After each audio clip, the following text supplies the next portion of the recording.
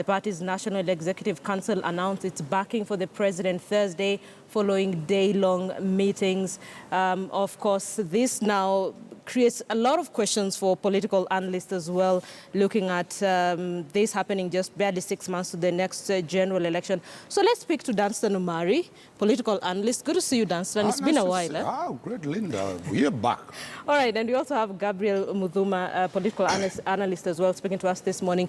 Gentlemen, let me just pick your thoughts on what happened yesterday with KANU, saying they will support Uhuru Kenyatta's re-election bid. Muduma, let me start with you. Thank you, Linda, for having us here. But first of all, I think it would be a disservice for us to go without sending a word of condolence to the dearly departed governor of Nyeri County, to his family and the residents of Nyeri. We are with you in this burden, and we hope everything moves okay, you know, bringing his body back and everything, and we hope everything runs smoothly. Having said that, let's come to the issue of KANU. Okay, hold on. Danstan, maybe you want to... Let me also pass my condolences to the governor of Nyeri and the people of Nyeri and the nation at large for losing our governor. It's a very serious blow at this time.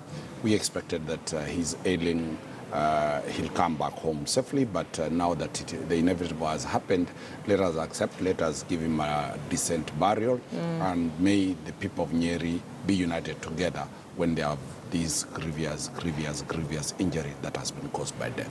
Indeed, and even for us as KTN, we are sending our condolences to the family as well. All right, so let's go back to KANU and the decision that was made yesterday. Muduma. Two things suffice. Number one, we have to be very clear, Linda, that KANU is supporting Uhuru, not Jubilee. All right?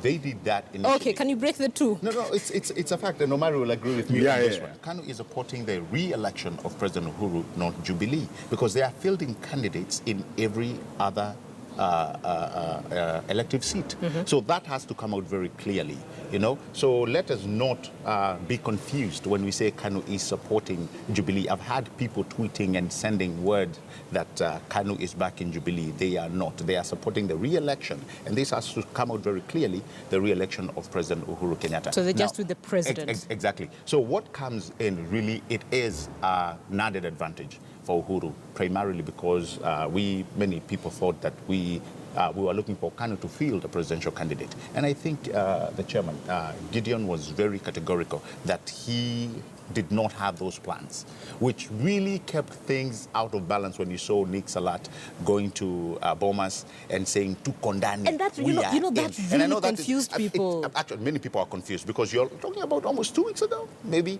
And then here today, he's saying, you know, we are here now. So I know people are kind of confused, but at the end of the day, the meeting that we all saw last week, which you hear had actually some boiling points even in Jubilee, there was an element where people are saying we were not really consulted on how KANU was coming back in to support the re-election of President Uhuru. So I'm glad that this came out, and I'm also glad Why are you glad? Well, you know, really there was a little bit of confusion in the Rift Valley. Let's give it that. And I know Omar is laughing because he wants to say something, but there was some element of confusion.